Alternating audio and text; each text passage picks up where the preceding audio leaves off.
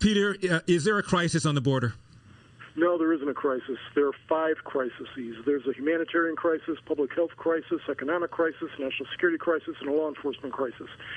And when I say an economic crisis, by that I mean we're having an influx of illegal immigrants that's going to harm the job prospects of millions of people who are currently unemployed because of the pandemic in addition to other things, and they're going to be competing with those folks.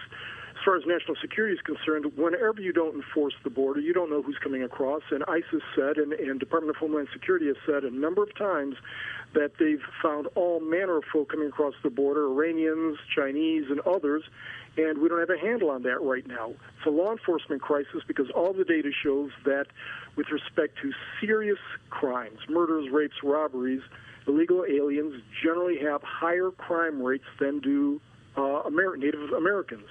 As far as public health is concerned, it's self-evident. We have to have proof that we are COVID-free when we enter the United States, okay, lawfully, on a plane or through the traditional entry process. But thousands of illegal immigrants are coming across. We don't even know who's coming across, but we're waving them across without any COVID tests. They could be transmitting COVID or other diseases. We don't have a handle on that. And so humanitarian crisis. Do you believe that right now there's a crisis at the border? We are all humanitarian. And because they have pretty much declared that they can come across, there's an amnesty, they'll get free health care, this entices a lot of people to make an arduous journey, be exploited by the cartels, by coyotes. This is reprehensible what's happening. But, of course, since it's happening under Biden, they're being placed in nice, comfortable facilities as opposed to cages, and we should all be very happy that this is happening. There's one objective here. We all know what the objective is. The principal immediate objective is turn Texas blue. About 10 days ago, I know you recently testified before Congress, I was before the House Judiciary Committee about 10 days ago, talking about illegal immigration, and what was almost painful to watch was the reaction of the Democrat members of the House Judiciary, including Sheila Jackson Lee, better known as Shirley Jackson Lee, according to our president, who just waved away very cavalierly the damage done to the prospects of black Americans because of the competition from illegal immigration. And it's a profound, you and I have talked about this, you've been very good about this, a number of people have highlighted this issue, but it's there. I mean, we've got study after study that shows that illegal immigrants profoundly damage the job and wage prospects of African Americans, yet the Democrats on the panel didn't care at all because they're concerned mainly about the Democratic Party.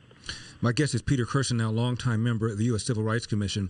Speaking of studies, one of them was led by the black Congresswoman Barbara Jordan, who made the argument that unskilled illegal aliens pose competition to unskilled black and brown workers. And Coretta Scott King once wrote a letter, I believe it was you who brought my attention to that. I wrote a letter to Congress urging them not to relax sanctions against employers who knowingly hire illegal aliens because of the threat that they pose to black and brown workers. That was Coretta Scott King writing that letter. And there are a number of others, Barbara Jordan and others, of course, but this was at a time when many of our black leaders actually had true, adult, sane concerns about the prospects of African Americans.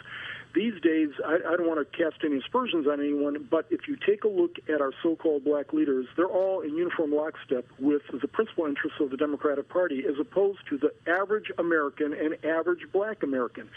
We have had hearing after hearing at the Civil Rights Commission. There have been numerous hearings before Congress on this. The evidence is plain. Yes, you're going to get contrary arguments from people. I would urge your listeners, take a look at the data, the uncontroverted data. It is absolutely abundantly clear that illegal immigration has just a deleterious effect not on just black Americans, but all low-income workers, blue-collar Americans, because they're competing in the same labor markets. Over the 30 years prior to the Trump administration, the overall labor participation rates among blacks were dropping precipitously.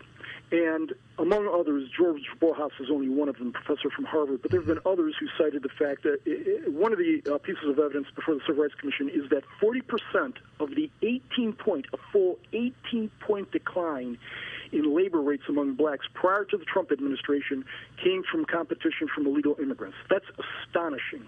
That was turned around under Trump. We actually had a complete reversal. We had the lowest unemployment rates among blacks in history, and especially among young blacks, and labor participation rates for young blacks was going through the roof. And now, just because Trump implemented this, we're reversing this, and we're damaging the prospects in a time when we can't afford it in the midst of a pandemic.